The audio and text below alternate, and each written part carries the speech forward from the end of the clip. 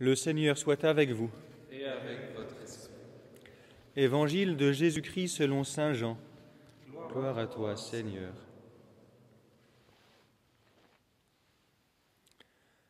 En ce temps-là, Jésus disait à Nicodème, « Il vous faut naître d'en haut. Le vent souffle où il veut, tu entends sa voix, mais tu ne sais ni d'où il vient ni où il va. Il en est ainsi pour qui est né du souffle de l'Esprit. » Nicodème reprit, « Comment cela peut-il se faire ?»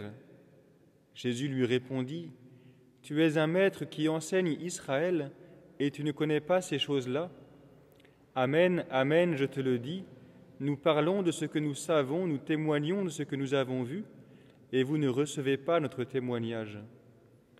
Si vous ne croyez pas lorsque je vous parle des choses de la terre, comment croirez-vous quand je vous parlerai des choses du ciel ? Car nul n'est monté au ciel sinon celui qui est descendu du ciel, le Fils de l'homme. De même que le serpent de bronze fut élevé par Moïse dans le désert, ainsi faut-il que le Fils de l'homme soit élevé, afin qu'en lui tout homme qui croit ait la vie éternelle. » Acclamons la parole de Dieu. Louange à toi, Seigneur Jésus.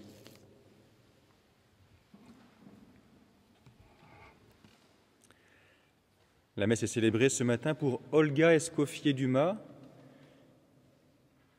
C'est aussi la neuvaine pour Marcel Pichonnier, Jean-Charles Dumas et les âmes du purgatoire.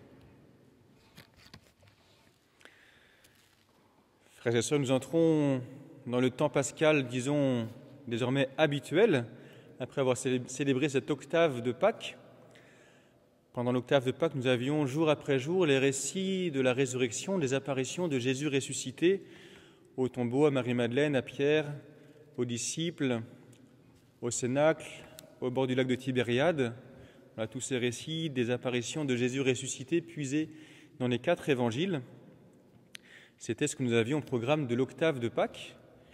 Et désormais, le temps pascal qui s'ouvre après cette octave nous fait parcourir un peu pas à pas l'évangile de saint Jean, presque tout entier, pas tout entier tout à fait, mais du début jusqu'à la fin en tout cas. On revient un petit peu en fait au début de l'évangile, dans ce début de temps pascal après l'octave, et au début de l'évangile de saint Jean, ici dans ce fameux dialogue entre Jésus et Nicodème, qui est assez déroutant d'abord pour Nicodème, mais aussi pour nous, et qui semble être un petit peu un résumé aussi de tout le mystère de la foi. Je dis cela parce que le début de ce dialogue que nous avons aujourd'hui nous fait penser immédiatement à la Pentecôte, naître de l'Esprit Saint, le vent souffle où il veut, on est déjà immédiatement entré dans le temps pascal, déjà dans la perspective de la Pentecôte. Et puis cette phrase de Jésus aussi, « Nul n'est monté au ciel sinon celui qui est descendu du ciel ». Donc là, en une phrase, on a une évocation de la nativité, de l'incarnation, celui qui est descendu du ciel, qui a pris chair de la Vierge Marie et s'est fait homme. Nul n'est monté au ciel, ici en évocation de l'ascension peut-être, le Fils de l'homme, et ensuite, de même que le serpent de bronze fut élevé par Moïse dans le désert, ici une évocation du mystère de la passion, de la croix. Il faut que le Fils de l'homme soit élevé, afin que tout homme qui croit en lui ait la vie éternelle. Donc en quelques mots, en quelques phrases, toute une mise en dynamique vers le mystère de la Pentecôte que nous célébrerons dans une 40aine de jours désormais, et signifiant que nous vivons aussi avec, même si on a célébré séparément la Nativité, puis le Vendredi Saint, puis la Résurrection, puis l'Ascension, en fait tout ça semble présent dans un même mystère en permanence. Alors qu'est-ce qu'il nous faut faire à nous aujourd'hui ? Eh bien, recevoir ce don de Dieu, ce don de la parole de Dieu, et puis profiter de ce temps pascal, plus seulement pour méditer sur la résurrection, ça on l'a fait pendant une semaine. Qui est ce Jésus ? Est-ce que c'est un jardinier ? Comment est-ce qu'il apparaît aux disciples d'Emmaüs sans se faire reconnaître ? Comment est-ce qu'il disparaît à la fraction du pain et ils le reconnurent ? Comment est-ce qu'il mange avec ses disciples sur le bord du lac de Tibériade? Comment est-ce qu'il passe à travers les portes du Cénacle fermées à clé? Tout ça sont des questions un petit peu importantes, mais finalement un petit peu secondaires aussi. puisque ce qui va nous intéresser désormais, c'est de voir comment ce mystère du Christ qui est mort et qui est ressuscité va s'appliquer dans notre vie.